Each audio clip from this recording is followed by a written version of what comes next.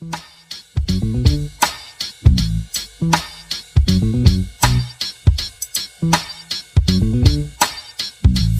engines, feeling that rush.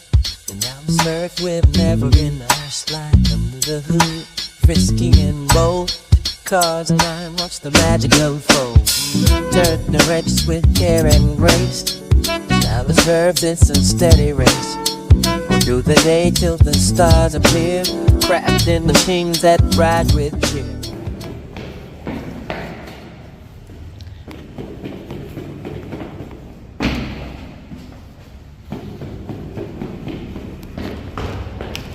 What's going on? In this episode, we are replacing O2 sensors on this Nissan Altima, upstream and downstream. Get rid of this check engine light.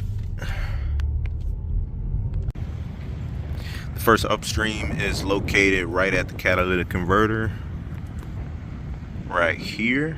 Got to lift it up instead. I'm gonna show you where the bottom O2 sensor is. Right there. Shouldn't be too difficult to get to. May need like some pliers or something to remove this connector from it. I'm gonna heat it up a little bit just so it's not so difficult to remove. Also, anytime you're underneath the car, make sure you got a jack stand.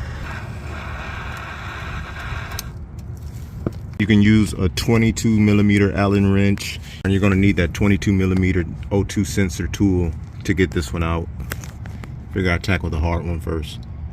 That's the old one and the new one. And make sure these connectors match up, which they do. Double check before I even started the repair. And for this top one, I just removed this air induction little box right there. And what I'm gonna do with this one is just cut this wire, make sure the connectors match up first.